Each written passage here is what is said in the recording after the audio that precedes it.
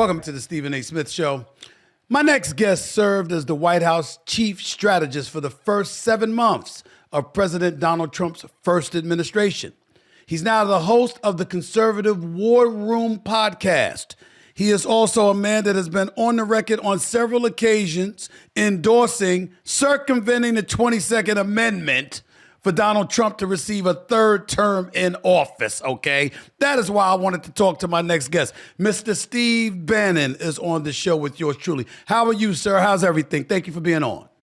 Doing fine, Stephen A. Thanks for having me. Honored. Now, explain to me, Steve Bannon, how you can, with a straight face, sit back and say Donald Trump is going to be inaugurated as the president of the United States in January of 2029. He's going to win the election in 2028 when the 22nd Amendment clearly states no one shall serve more than 2 terms. Could you talk about that, please? The Constitution says, Stephen, that on President Trump's Article 2 powers, that he's chief executive officer of the U.S. government, he's commander-in-chief of the armed forces, he's chief law enforcement officer of the United States government, chief magistrate. And I think, as I count coming on your show today, I think there's 150 lawsuits in federal court by various organizations affiliated with the Democratic Party, the NGOs, are actually members of the Democratic Party, suing President Trump on his Article 2 powers that are clearly delineated in the Constitution. So the Constitution is open for interpretation. I have never said, and the people I'm working with have never said, we're trying to amend the Constitution. We think that there are a number of legal workarounds of that, and we're working on that, and we'll probably present it to the public sometime either right before the 22 midterms or shortly thereafter, when most people will be jumping in the race for the 2028 nominations for their parties. And so this is something I'm absolutely convinced of. And I tell folks, I said, look, when I first I'd known Trump for a couple of years, but when I first start watching him as a politician act, and really as early as May of 2014, when I saw him go to these cattle calls in Iowa and in New Hampshire. And I told people, I was running Breitbart at the time, and I told people, I said, that guy's going to win the Republican primary and he's going to be the next president of the United States. People laughed in my face, and he was polling at 0. In fact, he polled at 0 up for the next year, all the way up right before he ran. He was still in distant 7th or 8th place before he announced that day on January 2015, which will come up the 10-year anniversary. In 2021, when he had the second election stolen, he went back to Mar-a-Lago. The odds were long there. People laughed in my face. Fox News did not show him live for 2 years. So I tell folks, I say, folks, I have had Trump's back and been involved with people early on when the odds were so much longer than we have now of actually working through different alternatives to make sure he's on the ballot, and he will be elected president of the United States. And on the 20th of January, in the afternoon of 2029, President Trump will be in the White House as serving his, winning his 4th election and serving his 3rd term. I'm doing this for my sole enjoyment, this clip that I'm about to bring up, because I watch Bill Maher's show all the time, Real Time with Bill Maher. I loved seeing you on there last week. I love seeing what he had to say in the aftermath of his visit to the White House to meet with Trump. But this is you and him interacting with one another about this very subject. I'll ask my next question after I show this to you again. Take it away, guys. Here it is, the Constitution. Can I read a passage to you? Amendment 22, no person shall be elected to the office of the president more than twice. And yet you keep talking about Trump's, maybe you should have this. Here, I'll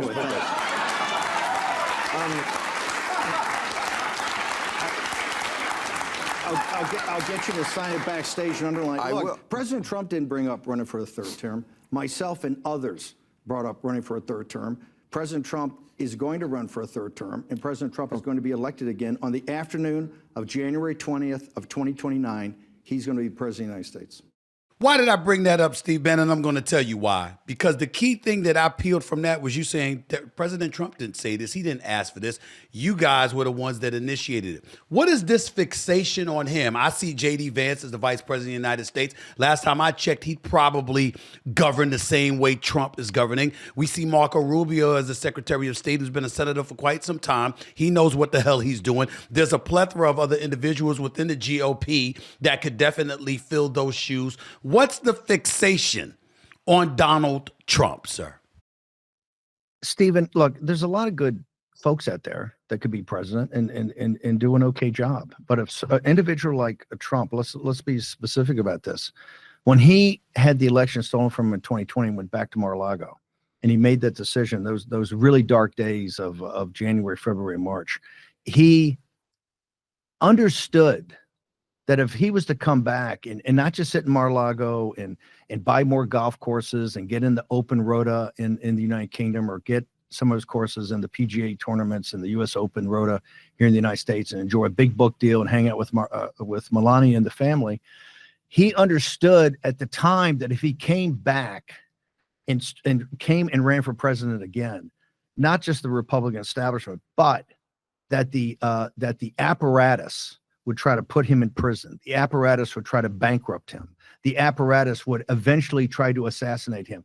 He made it's the most courageous political move in the history of this country. If you take John Kennedy's Profiles in Courage, you read it and add it all up and triple it, that's 1/10 of the moral clarity and courage that President Trump had to say, I'm going to come back, because if I don't come back and do this and win and take the country back and take it back, get it back on the constitutional republic we should be, understanding what happened and then looking what happened in the 4 years, the country's finished.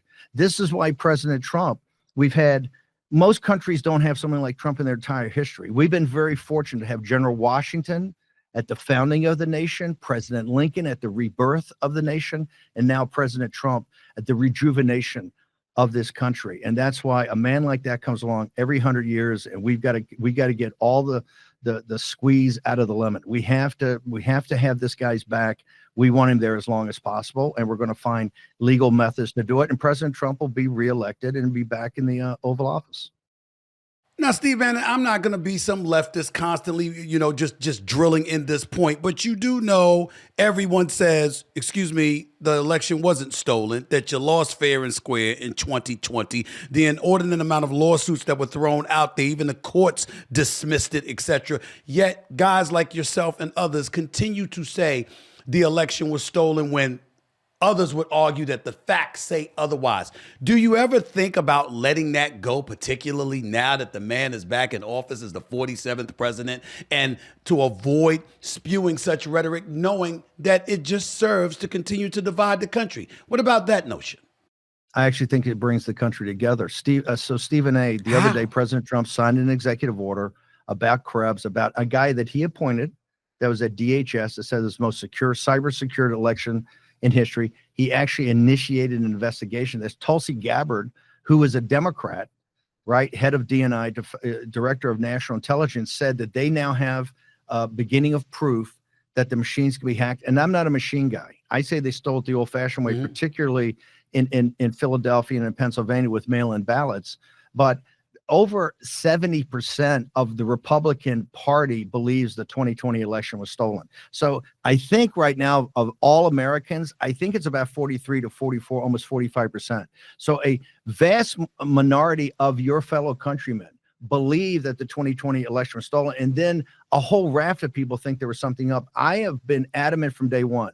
We have to have a congressional investigation, open hearings about get to the bottom of 2020, and let the cards fall where they may. But it's not over. You cannot have something that's questioned in a constitutional republic. And I am adamant that we have to investigate. Now I see that Tulsi Gabbard and President Trump signed an executive order. You're going to have a formal investigation of this. And I'm sure we're going to go over the next couple of years and get it on the table. But for the MAGA believers and the MAGA faithful, it is an article of faith through our knowledge of doing this and drilling down those numbers that the 2020 election was stolen. President Trump would have never run again. If he actually thought he had lost, he would never run again. He says time and again, he ran for the simple reason he knew the 2020 election was stolen, and he had to come back and right that wrong. This is why we call him, he's like the Roman general Cincinnatus, who retired and went back to his farm and returned at the request of the people to basically save Rome from invading armies. That's how we think. We think of President Trump as the American Cincinnatus.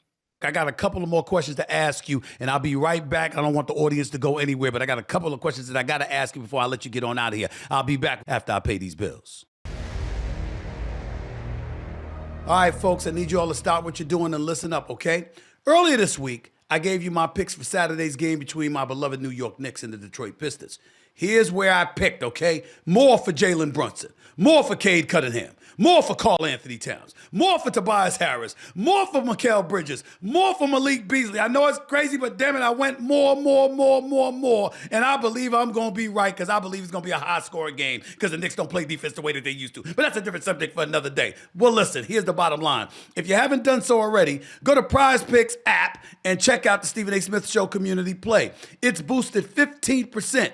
The app is easy to use. Just pick more or less on a few player stats, and you can win up to 2,000 times your cash on a single lineup. Best of all, Prize Picks will give you $50 when you play your first $5 lineup. Win or lose, you'll get $50 for playing. Use promo code SAS and download the app now. Again, download the app and use code SAS to get $50 instantly after your first $5 lineup. Prize Picks, hey, run your game.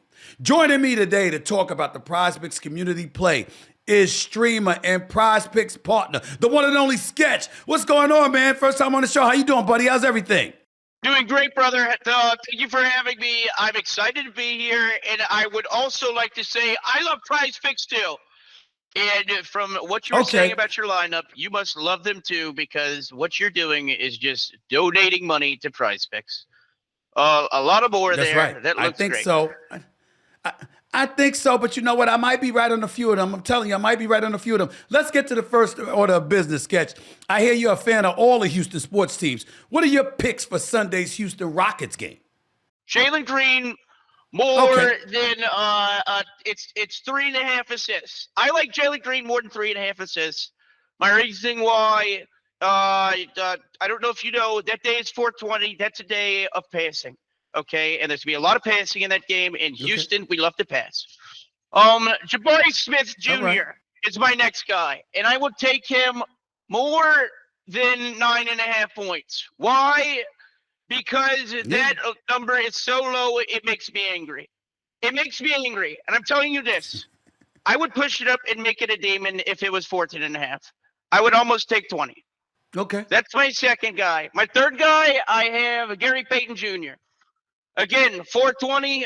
I don't know if you ever smoked some Gary Payton. It is quite literally some of the best stuff you can find. And I'm going with Junior on this one, and it's going to be more 4.5 rebounds and assists. Okay, that's my third guy, and then my other guy is Stephen Curry, 24.5 points. I am from Houston, and he is our kryptonite, so I am expecting him to have a field day. So that's my reasoning. All right. And if you want to win money, you should actually throw it to you. You should probably throw some on mine. It sounds crazy. But you might win. I get it. So I'm going to flow with you on this one. Let me go to the next question because you had a unique opportunity to announce, the 4th round pick at last year's NFL draft for the Texans, Mr. Cade Stover. How was that experience? Talk to me about that. That was awesome. I think my favorite part about it was being in Detroit. And announcing an Ohio State guy, did not realize until the moment when I heard the boos. I forgot about where I was. The other part was it was cool because I'm a CJ Stroud fan, and Stover's an ex-CJ Stroud, or was CJ Stroud's teammate at Ohio State, so that was kind of cool. It was kind of all that, and they traded a pick before, so I had a lot to read. They had a whole paragraph. It was dope though. I got the crowd fired up. You did, and you should have. And listen, I wish they had had better. I wish they had had a better season, but it still wasn't awful. And by the way, speaking of the Houston, I'm gonna get to the Houston Texans. Speaking of the Houston Texans, you know a few of the Texans players, including quarterback C.J. Stroud and of course linebacker Will Anderson. How do you think they'll do this upcoming season? I think they'll do great. C.J. A lot of people are saying he took. What's great, Sketch? Great is the AFC Championship game the least. I've already bought the tickets. And flights, non-refundable. I usually fly first class. I bought economy this time just because it was non-refundable. I'm going to be there. Rain, and he's going to throw for 300 yards, and I'm looking for a possible MVP. And Will Anderson, I will say, that was one of my favorite picks of the Texans. When we traded up for Will Anderson, that was we are going to win now. And we are going to shock the world, and we are going to win this year, okay? And I don't want to be that guy, so I am knocking on wood for my city. A lot of emotion there, but I'm gonna let it slide. I'm gonna let it slide because C.J. Stroud's a stud, and I got love Why? for him. What, Will what do Anderson's you no think? joke What either. do you So I think wish about them CJ nothing but the Stroud? best. Then? What do you think I about think he's a CJ stud. Stroud? I think he's a stud. I just think you got to protect him better. But I think he's a quarterback of the future. He's one of the elite quarterbacks in the future. And I think he's going to deliver a championship to Houston one day. I just don't think it's going to be in the immediate future because I think Josh Allen and Lamar Jackson will probably grab a title before him. I don't think so about that. Have you seen Josh Allen play football IRL? It is quite literally, I don't know. Every time I've seen him play Houston, he gets his ass kicked. Okay, sorry for cussing. I forgot about that. Oh, you need to stop that. You need to stop that. That wasn't him. That wasn't him. I'll I mean, he did his job. I'll give you 10 gifted. Okay. 10 gifted subs. Sketch, I got to get ready to run, but not before I ask you this last question. We'll talk about this later because I don't like your take on Josh Allen at all. But before we get on out of here, tell me about the Sidemen charity match at Wembley Stadium in London because you were involved in that. Tell me about that. It's just something I do, Mr. Smith, to be honest. That's what I do. I am a winner. All I do is win. I broke my trophy, but I do have this other trophy. So I know what I'm talking about most of the time. You see that? It says Sports Streamer of the Year. They only give out one of those. That's like the MVP. But this charity match, I don't know. Look up the highlights. Lots of highlights. I'll tell you what. It's like I was walking around England like I was Tom Cruise or something. Schools of children were stopping me, asking me, and telling me great football game in a different country. It was a dream come true, and to be the guy to save the world, it was like I don't know. I felt like Nicolas Cage. Sketch living large. I got it. Sketch on Stephen A. Smith Show. I'm happy. I like you, my man. Look forward to talking to you soon. You take care of yourself, all right? I love you, bro. Thanks, bro. Thanks for having me. Appreciate it, man. Take care. Have a good one. You know what? I'm so fascinated to talk to you. I could talk to you for hours. I ain't gonna lie, because some of the stuff that you say, I was like, I cannot believe this man really, really feels this way and is this adamant about it. But I respect the conviction. But I'm gonna switch to something else because I want to get more into you, Steve Bannon. For example, you appeared to have Donald Trump's ear during his first term, but he now seems to be listening to what some would describe as oligarchs or the elites, as you called them. How often do you talk to President Trump right now, and what role do you currently play in the Trump administration? Look, it's simple. I have a podcast, a show that we've had now going on for 5 years. We started at the beginning of the impeachment when nobody on the right wing or conservative media took the impeachment seriously. When Nancy Pelosi stepped to the microphone, I think it was up at the United Nations, and said she was forming a committee to investigate potential impeachment over the call with Zelensky, I said right away, which I'd been preaching since before 2018, if you lose the House, they will impeach Trump. Just like Hakeem Jeffries and the Democrats right now are going to raise $2 billion. The moment they take the House, if they do in 2026, the first order of business in early January 27 is to begin impeachment process of President Trump. The ruling class of this nation know they must destroy Trump and destroy Trump's populist nationalist movement. So it's my show is just a show. We have various experts on and people, and Scott Bessent, Secretary Treasury, was a contributor for a couple of years. Peter Navarro is one of my co-hosts, right? Mike Davis, the Viceroy, the one that has such a big voice, particularly bringing Facebook to trial at under the Justice Department and FTC today. He's a prominent member. So we have all the top hardcore, and I mean hardcore MAGA members, people who are, quite frankly, we are farther to the right than President Trump. This platform has led us to have a vanguard of citizens. The reason our show is different, we are the show for the activists. We're not a general audience like Fox or just sitting there changing the channels. We have an activist base. These are the people that make the phone calls. These are the people that took over the Republican Party by the precinct strategy.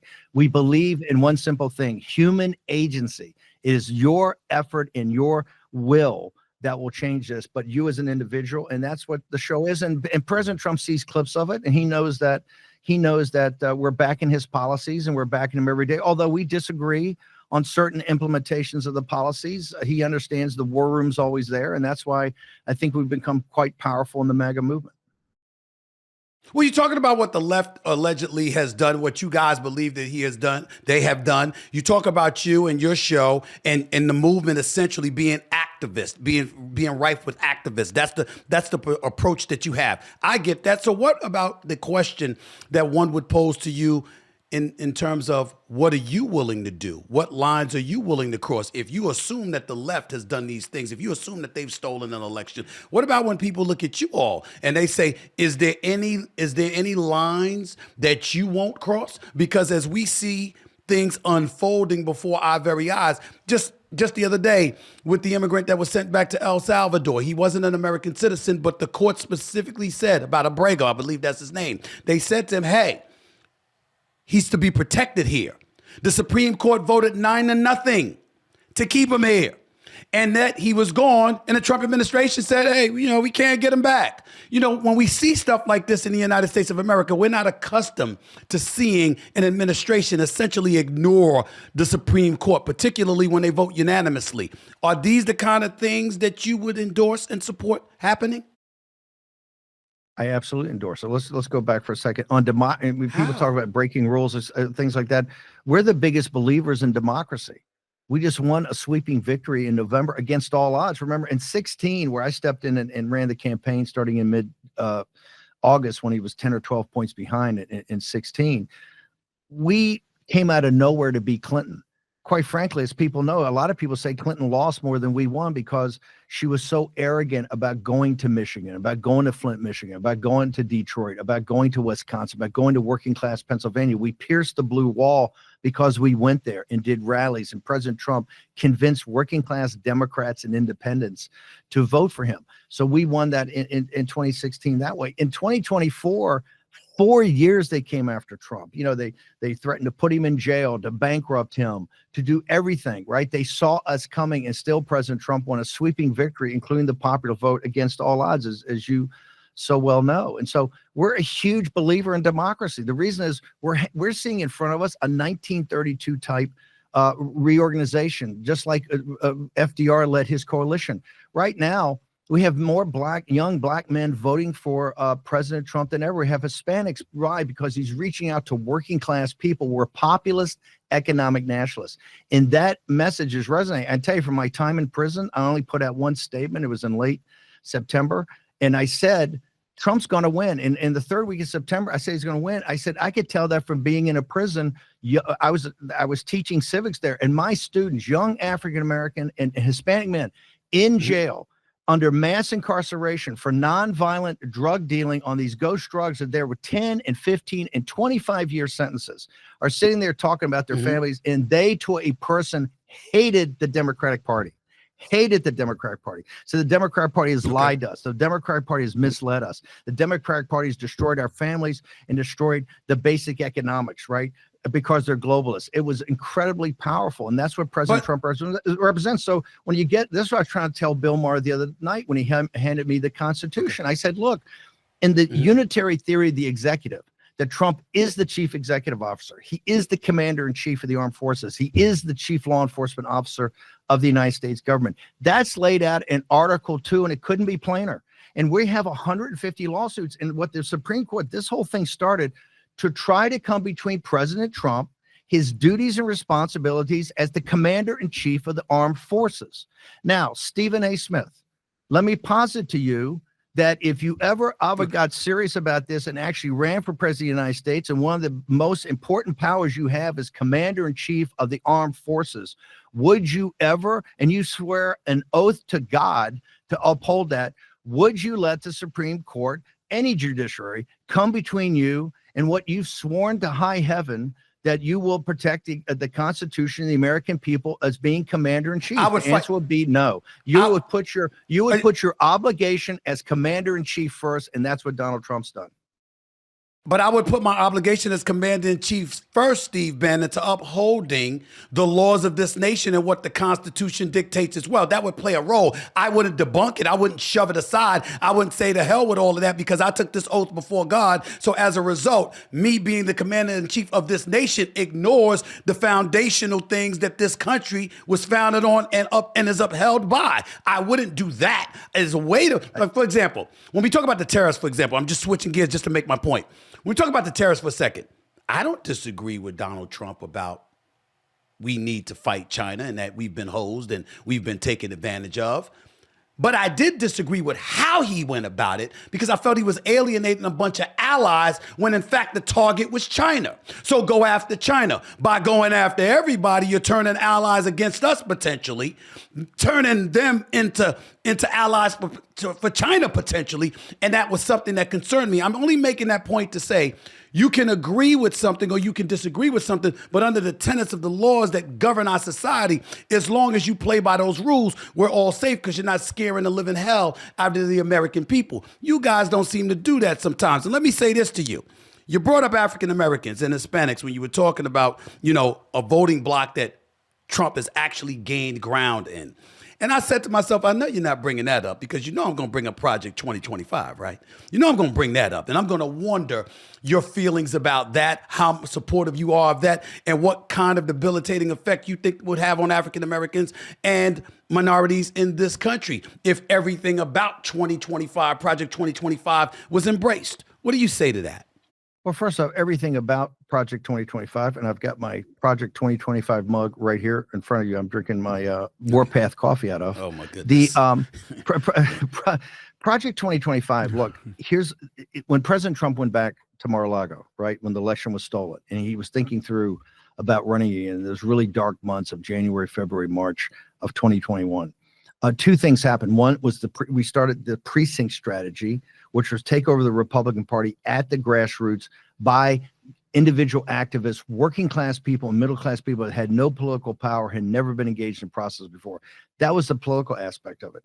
The intellectual part of it was that we know we needed, if we came back, not to have happen what happened in 16. In 16, we came from behind. We had very little time for transition. We didn't have a deep bench of people. So we needed a number of years to think through both policies and work through cadres that are working together.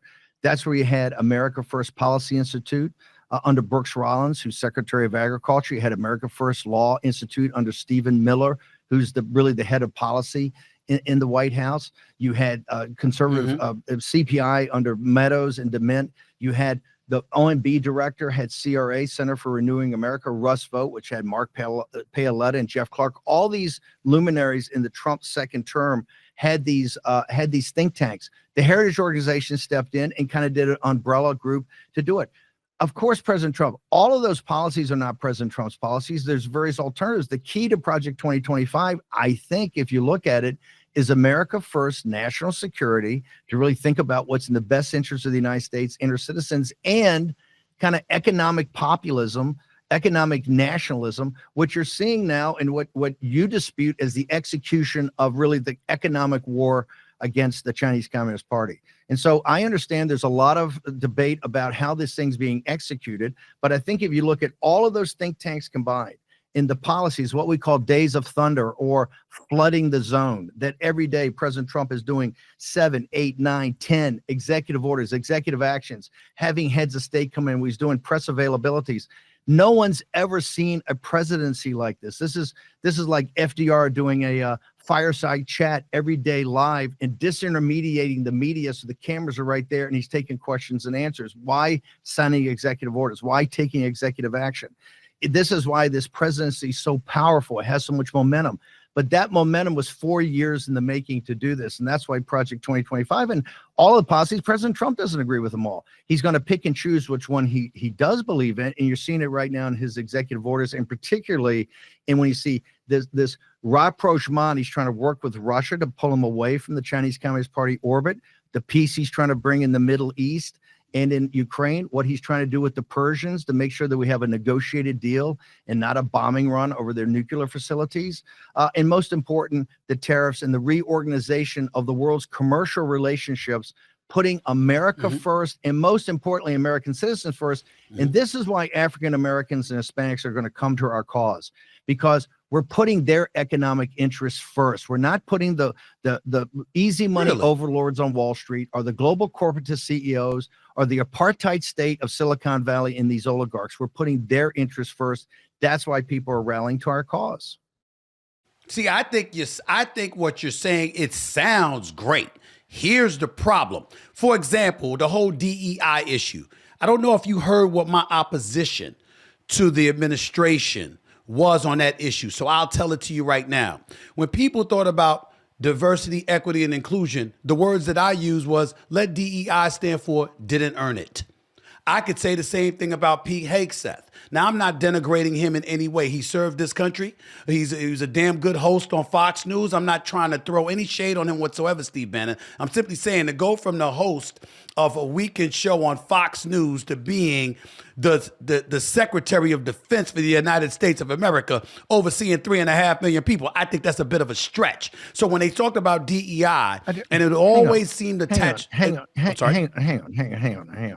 Okay. Please. Have been at you today. You have been a sports commentator and a journalist and a sports reporter, etc. And it's not beyond the bounds of reason. Donald Trump was a real estate developer and a TV guy, had no government experience at all, no military experience. It is not beyond the bounds of probabilities that you could be the Democratic nominee for president of the United States, and you could be the president of the United States, if not in 2028, because it'll be Trump sometime in the future. So the Pete Hegseth didn't go by. We're living in an era you don't have to check the box. You don't have to go to be a mayor and a governor, and then you're eligible to be president of the United States. In fact, I would say the exact opposite right now. If you look at all these governors in the Democratic Party, I think they're at a disadvantage to people that actually have common sense, business sense, courage, conviction, and authenticity. And so I think putting something about people's previous, like Tulsi Gabbard. Tulsi Gabbard never had a role in intelligence. She's doing an amazing job as DNI. So I think holding that against people is an old way of looking at things. And that's why I'm trying to address you, because I'm not holding it against them. I'm saying what people were saying about DEI, that's what was being done to other people. In other words, you've got diversity, equity, and inclusion, and it automatically assumes that if you're a minority, that's why you got that job, and ultimately we've got to eradicate that stuff. As opposed to looking at your potential, the fact that there were roadblocks and impediment to your eventual success, and we had to overcome those things. That's what I'm saying. I'm not trying to throw any shade on Tulsi Gabbard, Pete Hegseth, or anything. I was just saying, by people's definition of it, the nerve of some folks to come and to look at something like DEI and not take into consideration why the necessity for it existed to begin with. Similar to me covering sports. You got a Rooney Rule. You got to interview minority candidates because owners weren't giving them interviews. When you have civil rights legislation. Why? Because there were so many impediments to the success or to the upliftment of minority communities in this country. We don't seem to be taking into account the roadblocks and the impediments to the American citizen's success that really provoke these policies being put into place to begin with. And I don't ever hear Steve Bannon and his ilk talking about that. That's my issue. You hear about us talking about it all the time. We've done the most outreach from day one to say we're going to be a multi-ethnic, multi-party, and this is the way we build a coalition. This is why in the Rio Grande Valley now, Starr County, Texas, which is the most Hispanic. It's a hard-bitten county down in the Rio Grande Valley, in South Texas, the most Hispanic community in the country, 97%. We lost to Hillary Clinton by 60 points in 2016. President Trump won by 16 points in 2024. Hispanics and African Americans are hearing our message of economic freedom, right? Of putting America first and of putting American citizens first. And we talk about the hard dollars and cents of bringing back manufacturing jobs and making those jobs available for everybody. This is the reason that the African American community, the biggest critics of the Democratic Party, the African American community, have realized that they've been lied to by big city politicians, by the Democratic machine. They've been taken advantage of. Look at the little headway they've made in these urban areas because Democratic politicians have been leeching off them for generation after generation after generation. And they're finally said, "Hey, Steve, why do you keep saying that? We may not love Trump. We may not love everything Trump stands for." but we love the fact that Trump's going to give us a fair shot. DEI, by the way, Okay, DEI to me was a cultural Marxist endeavor and would have never done for the African American and Hispanic community what economic freedom is going to do for them. All right, everybody, listen up.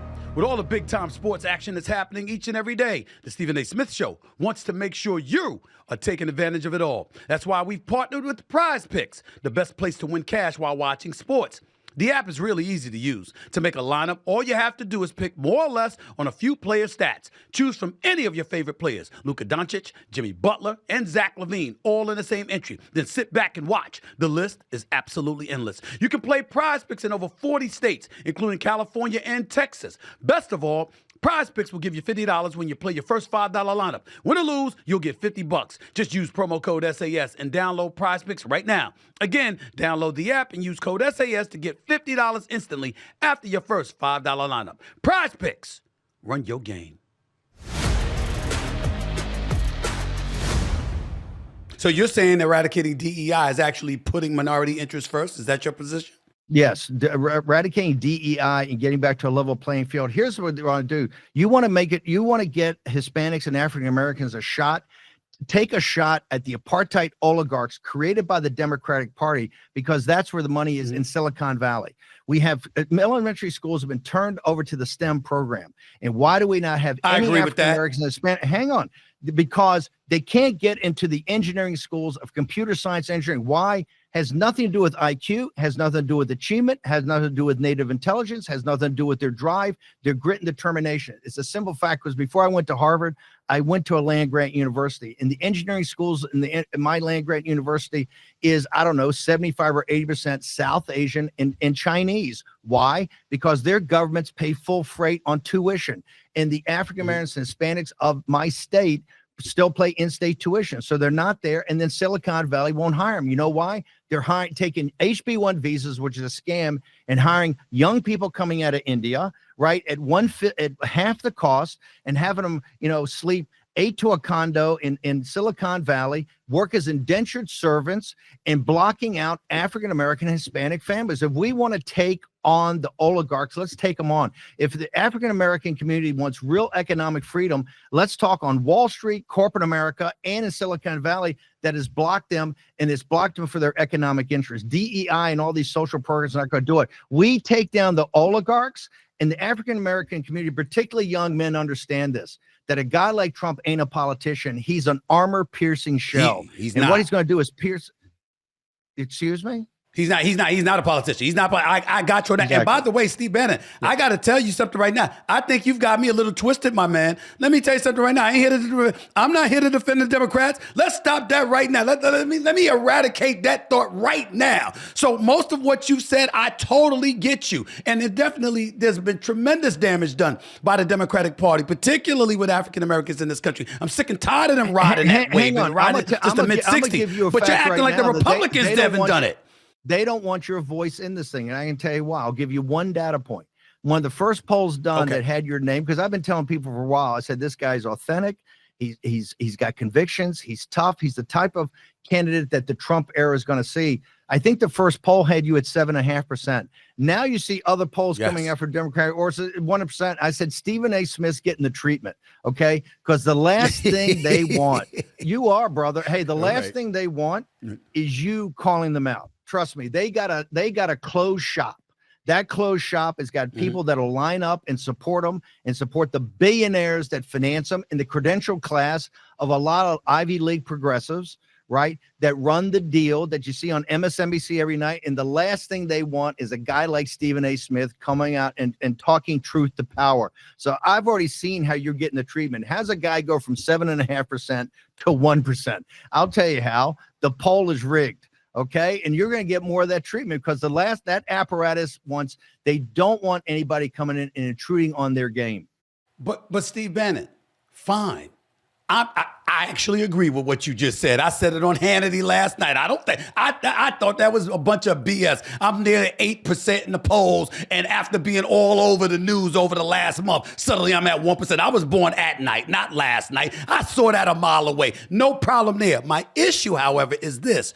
You keep saying them like the Democrats, like the GOP has been innocent in all of this. All of these years when we point to a $37 trillion debt, when we talk about America not being prioritized in a litany of areas and what have you, the things that you've pointed to, you act like it's just been the Dems. It's been the GOP too, wouldn't you say? Haven't they been guilty in this? I've had a bigger beef with the Republicans and the Democrats. They've been controlled opposition. The country didn't get in this shape unless you had both parties working it, right? You had the neoliberal neocons, the globalists that set policy, and the Republican Party just went along with it. First off, you do understand the Republican Party hates Donald Trump. Now, to the degree that we've put MAGA in there, it's fine. But the traditional country club Republicans, they hate MAGA. They hate everything MAGA stands for. They hate Donald Trump. Hate, pure hate. This is why when the election was stolen in 2020, no establishment Republicans stood up for him. When he went back to Mar-a-Lago, Fox did not, and Brother Hannity, they did not have Trump on live, I think, for almost 2 years. They were afraid he was going to talk about the stolen election. Everything had to be, they would take the rallies later, or they would do pre-recorded interviews. The Murdochs were all in for the governor of Florida and for Nikki Haley, right? And for Ron DeSantis, this entire crowd, Glenn Youngkin, everybody but Trump. You mean the same network that had to spend $787 million for the Dominion voting thing? You mean that network? That's what you're saying? They were all in for somebody other than Trump? Somebody other than Trump, 100%. They didn't really put up any fight they put up very little fight in going after the stealing of the campaign. Very little fight. And when Dominion came up after Murdoch was deposed, and you saw that he's lost his fastball. They didn't want him in an open court, getting eviscerated. That's why they settled for this huge number and essentially kicked Trump to the curb and the Trump movement to the curb. They tried to basically drive Ron DeSantis. Ron DeSantis on a town hall every other night on Fox in 2021 and 2022. President Trump was basically boycotted by Fox for any real coverage. Steve Bannon, I'd be remiss in neglecting to bring this up because obviously you have a very influential voice in this country. A lot of people look at you. A lot of people trusted what you have to say. So let's just get right to it. In 2022, you were found guilty of contempt of Congress after refusing to comply with a subpoena to appear at a hearing of the United States House Select Committee on the January 6th attack and served a short prison sentence in 2024. When you look at your track record, okay, and what you've had to endure, okay, recently reaching a plea agreement, why should people trust what you have to say on this particular subject that they can follow your lead and everything will be all right? Why should they trust you, Steve Bannon? By the way, I'm proud I went to prison. I went to prison as a political prisoner. I went to Danbury prison for around 100 years. I think I'm the only misdemeanor in the history of Danbury. I am proud to go, and I didn't go to a camp. Danbury is an old school prison, quite dangerous. And one of the reasons it's dangerous because of the mass incarceration of young African-American and Hispanic young men on these RICO charges, conspiracy to distribute drugs, which they get 10, 15, 20, 25 years in a small place like Danbury, and they can't handle the time. And what they do is they turn to these drugs called K2 and others, and that totally flips them. These prisons are very dangerous. They're very overcrowded. I was proud to go to prison. I was proud to be an inmate. And the reason was I would do it again. The people that sent me to prison, Nancy Pelosi and the committee, Stephen A. Smith, they went and begged Biden. He didn't want to do it. They went on their bellies and begged Biden for blanket pardons that have never been done in the history of this country. Blanket undefined pardons. It's never been done. All the committee got them and all the staff got them. And why was that? Because the whole thing was a lying sham at the beginning. I stood up for the Constitution on separation of powers and also for the president to be able to talk to people and keep that confidential, right? On two purposes, I said, and I told my lawyers, let's just go all the way and try to do it. If they find me guilty in a rigged trial in Washington, D.C. with perjured testimony from a person who took a pardon, okay, I'll do it. I don't care. If I go to prison, I go to prison. I'm prepared to put it all forward here. And that's what people understand. That's why they come to my show. I don't care. And I tell people, hey, if they steal it again, we're going to go back to prison. I keep saying if they win the midterm elections, in the midterm, which traditionally kind of flips back and forth, if Hakeem Jeffries, who will raise $2 billion, if he wins, becomes Speaker of the House, because this is going to come down to after we lost the seats in Wisconsin on the Supreme Court ruling, It's going to come down to California and New York. And if we lose those seats, the first action Hakeem Jeffries going to say is impanel, just like Pelosi did. Going to impanel an impeachment committee and impeach President Trump. We're going to go right back to it. And if they steal 2028, the first thing they're going to demand is they're going to have all kind of lawfare again, just like the Justice Department had after us, and go after us again. And hey, if I go to prison again, I'll go to prison. I don't give a damn. I'm not going to back off 1 second. And I think that's why people come to the show, because they realize, hey, this guy puts it all on the line. He's not afraid of these guys. There's nothing. I'm 71 years old. They put me in prison when I'm 70. I don't give a damn. They can put me in prison the rest of my life. I'm not going to shut up, and I'm not going to stop fighting for my country. You talked about being proud. Are you proud of the plea deal you reached when you admitted to the Florida New Yorkers who donated 100%. to First off, think about it. They spent 7 years, millions of dollars. They basically had to rewrite the Constitution in New York to come after me again. They said I stole $22 million.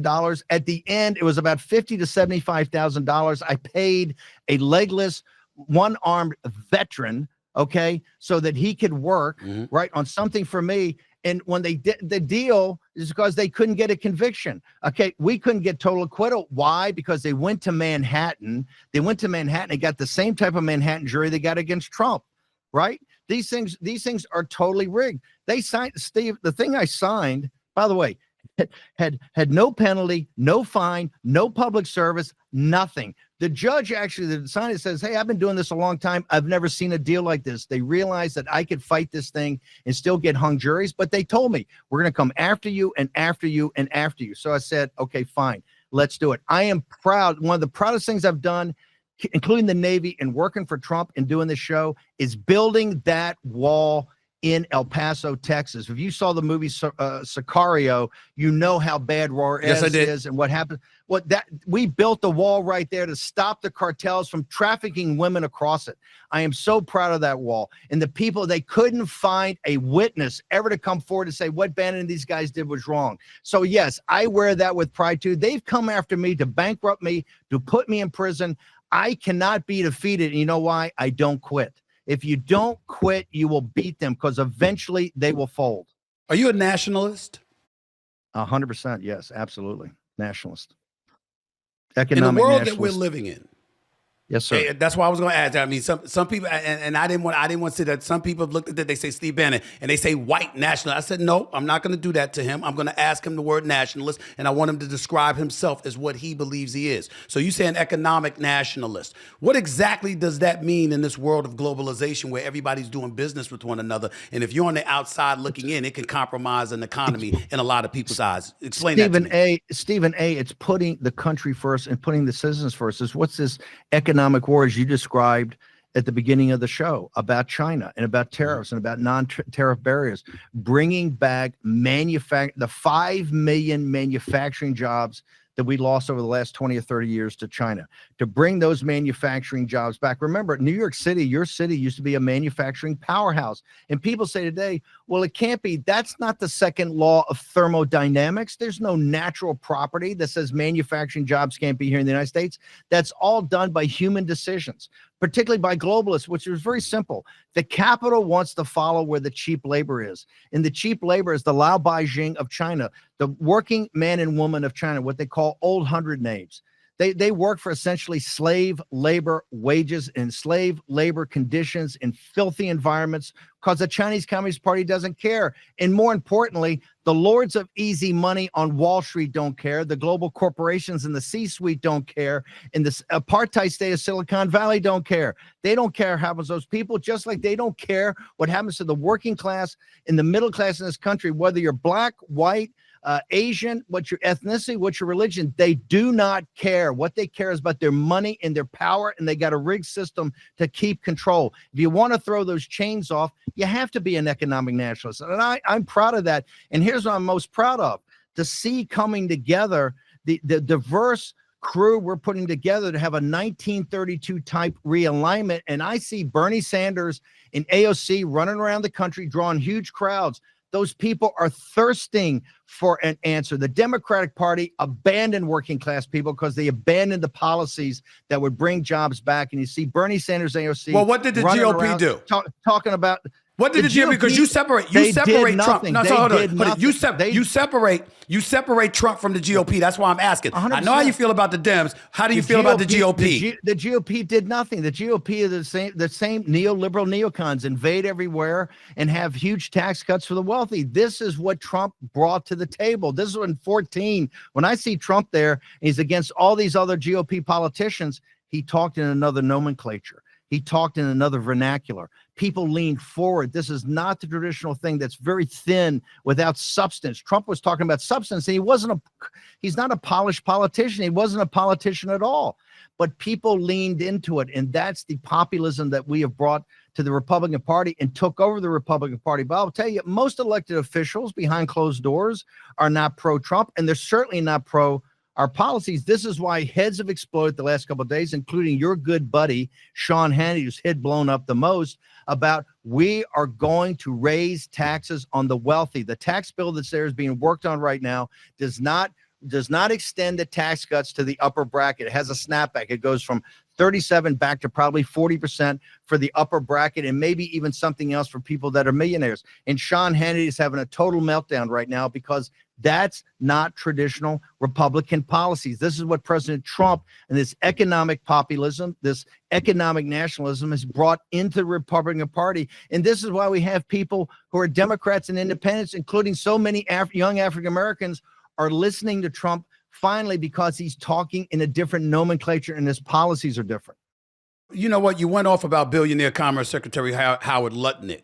You called them close to an unmitigated disaster. But some would argue, because you don't like him in front of the camera because he doesn't seem to know what the hell he's saying in your eyes half the time. But some would argue it's because Trump's all over the place. And as a result, he doesn't know what to say from day to day. It's almost like I need to know this, Steve Bannon. Is there anything that Trump does wrong in your eyes? And if it is, if there is something, tell us what it is, because you seem to blame the GOP. You clearly blame the left. You even blame people that he's listening to, that he has speaking on his behalf. What do you find at fault with Donald Trump? In this regard, with Howard Lutnick, I am not saying about his job as Commerce Secretary. My point is that we have to be very tight and on point about how we're rolling this thing out. And I think President Trump to date, because the whole concept of reciprocity and how he's rolled it out, and escalatory ladder, which he is going up the escalatory ladder against China, I think it's been pretty much a close run thing. Has it been perfect? It has not been perfect because it's quite complicated. But you take what Bessent's doing, you take what Trade Representative Jamieson Greer's doing, you talk about the East Asian countries of Japan and South Korea and Taiwan and Vietnam, and throw in India, are now stacked up, coming in to make deals like planes at LaGuardia on a Friday night. I think it's as close to as best as a close run thing as we can get. Is it absolutely perfect? It's not. But these type of complicated negotiations, just like the Russians, they're never going to be perfect. Just like Reagan's was not perfect, just like Kissinger's to bring the Vietnam War to end were not perfect. They're not perfect. They're complicated deals with big personalities representing their countries as they should. So I think right now where we're positioned in this is amazing, given that the Chinese Communist Party has been running an economic war with us for decades, and the elites on Wall Street, corporate America, and Silicon Valley, and the political class of Democrats and Republicans have stood by and let them ravage our nation and ravage the American people. And finally, Trump stood up, and we're in it now. We're engaged in it. You called Tesla CEO and Mr. Doge himself, Elon Musk. You've called him evil. Is there a new civil war brewing inside of MAGA in your estimation? It's not a civil war. You do have, look, let's go back to the 1932 coalition, right? Remember, in 1932, FDR had Southern Klans members in the Democratic Party in the South, who basically dominated. He had professors at Harvard. He had Wall Street tycoons. He had ranchers out west. The Democratic Party was a broad coalition that essentially governed this country really till Trump came along, even past Ronald Reagan, but really till Trump came along. That was for what, 50, 60, 70, 80 years? Because they put a broad coalition together. A lot of them hated each other and hated what each other stood for. President Trump's putting together a coalition. One of the newest aspects of that, Stephen A., is what we call these tech oligarchs or these tech bros. They're more libertarian, but they support particularly in putting together a winning coalition. I think over the last couple of weeks, they've been a little shocked about what President Trump's done, particularly Mark Zuckerberg gave him $1 million, but then came in the Oval Office as a supplicant every day to say, please, whatever you do, call off this lawsuit. The lawsuit that Trump brought in his first term, but that one of the hidden jewels of the Democratic Party, Lena Khan, who is FTC, cleaned it up and brought it forward. And she, to me, is one of the best people about being an economic nationalist and a populist in this country, in the Democratic Party, that no Democrat, that Kamala Harris and Joe Biden didn't have her back at all. Now Zuckerberg failed. The trial started yesterday. Zuckerberg's going to have to testify. And what are we trying to do? We're trying to break up Facebook. We're trying to break up Meta. We're trying to take on the oligarchs. So yes, they're seeing that all the coziness they had with Trump, at the end of the day, look at Elon Musk. Elon Musk's financial sponsor is the Chinese Communist Party. That's who he's in business with, Tesla. President Trump could not be dropping bigger hammers. Everybody in the media is saying he's going to let Elon Musk cut so many deals and everything. He's going after Elon Musk's chief financial sponsor, and he's actually put a tariff that's going to be so prohibitive for Tesla. His board's telling him, hey, dude, you got to come back. You got to stop the Doge thing, and you got to come back. And it shouldn't be lost on you, Stephen A. Smith, that Elon Musk and Doge is a lot more prominent today than it was a month ago. That is true. Can't deny that. Before I let you get on out of here, and man, I got to tell you, I disagree with a lot, but you're smart as hell. You know what the hell you're talking. You know what you want to say. I give you credit for that, Steve Bannon. I can't deny it.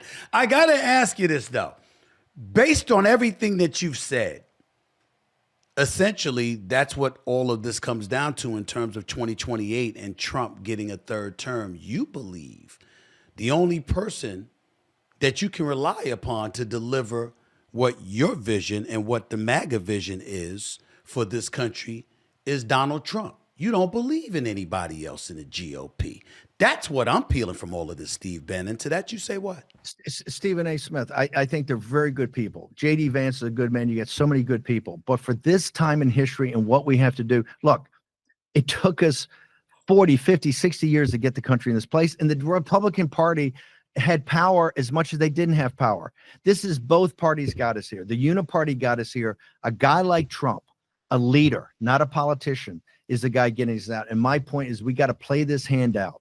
We got to play this hand out. And yes, that's why I'm a firm believer in spending a lot of time on working through the issues regarding his running for a third term. But I will say, and I think you need to think about this for the nation. The Democratic Party because my family were Democrats. We're Kennedy Democrats. My dad, FDR, that's when he came up in the Great Depression. FDR was everything. My family, to think voting for Nixon was like incomprehensible. It was Ronald Reagan eventually, the Vietnam War and Ronald Reagan got my family only about a third of it. Still over 50% of the greater expanded, Bannon clan is still Democrats.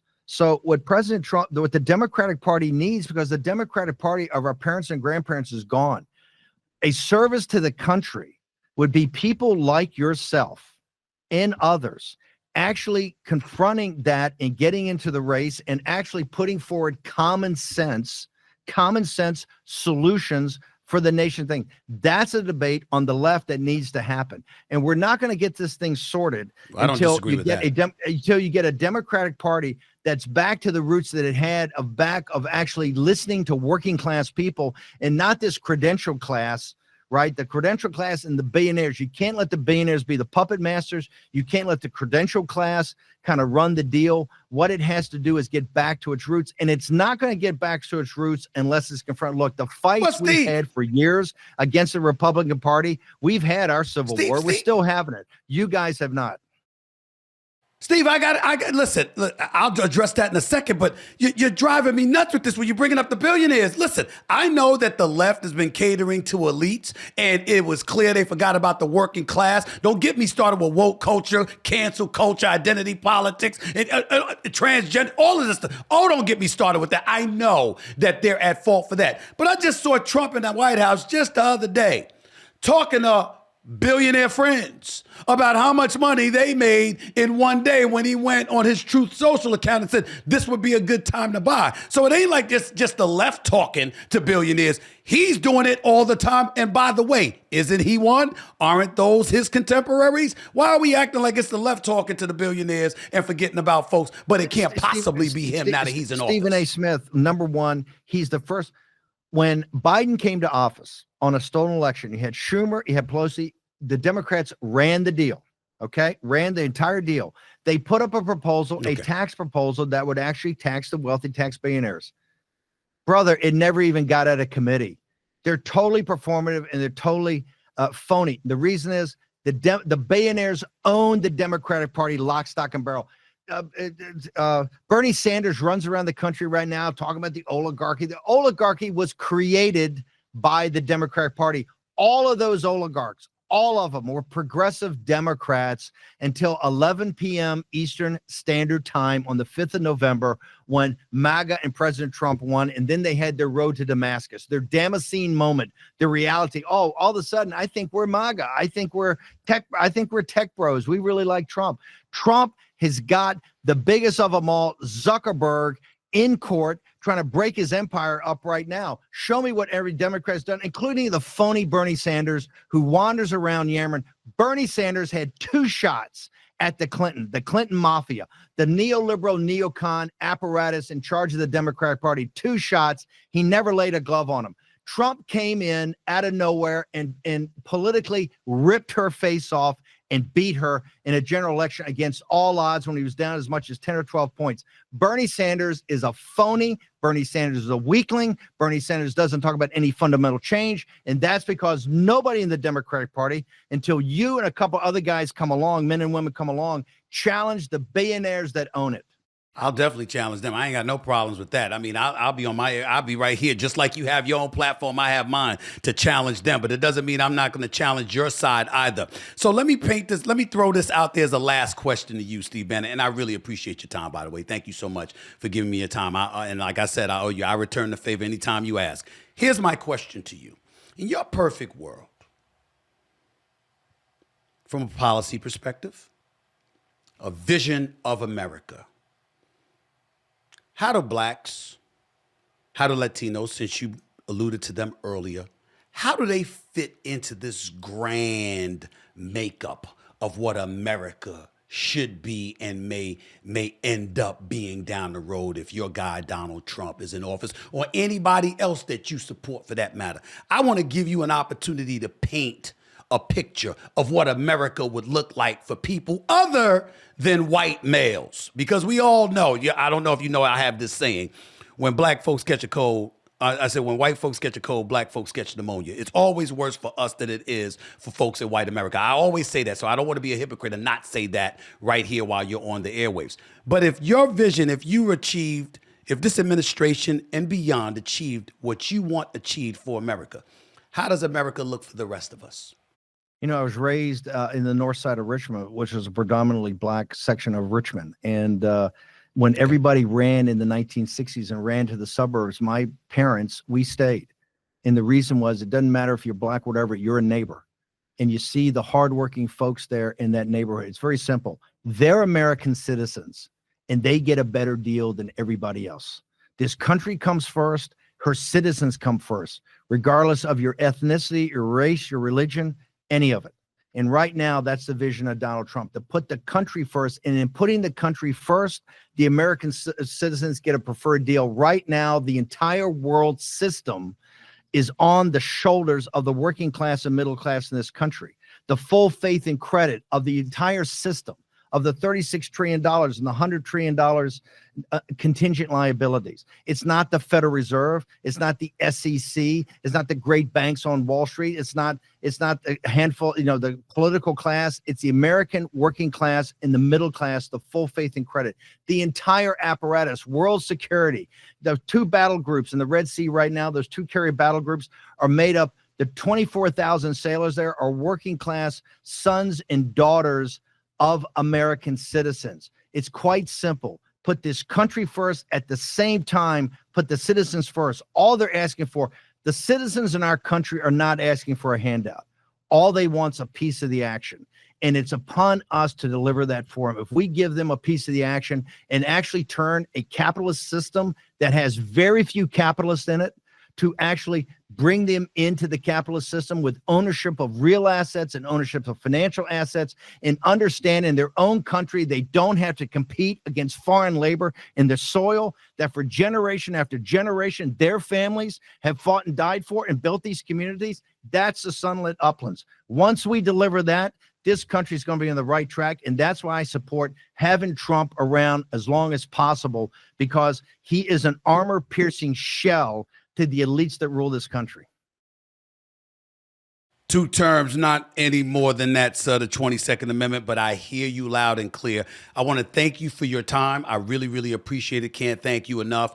And I'm extending an invite down the road, because we know midterms are coming up and all of that stuff. And I wanted you to know that you're welcome back on. I really, really appreciate your candor, your thoughtfulness, and what have you. I don't agree with everything, you know that, but I hear where you're coming from, and I thank you for taking time out of your schedule to come on the show for so long. I really appreciate it. Thank you. You take care of yourself, all right? And you've got a duty to your country, just like Trump knew he had a duty to his country. Stephen A. Smith, thank you for having me on. Look forward to coming back.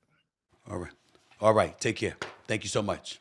That's it. You heard him. Former chief strategist for Donald Trump, still strategizing for him. Very, very committed to it. No doubt about it. Outspoken as hell, unapologetic about going to prison, unapologetic about supposedly breaking the law, unapologetic about his unwavering support of Donald Trump and what Donald Trump is trying to do, and making it very clear. It ain't the GOP he's supporting. It's Donald Trump. He believes he's a once in a generation kind of figure. And he's not bending 1 inch on that. Whether you like it or not, you got to respect the conviction, if nothing else. That's really what this comes down to. It's going to get very, very, very interesting. I asked him the questions. I just wanted to hear him speak and let him articulate his position to the masses. And he certainly did that. He was unapologetic in doing so. It's pretty damn scary, to be quite honest with you, when you consider how convicted he is. And he talked about the MAGA movement. He talked about them being activists. He said, we ain't the GOP. We are who we are. Damn.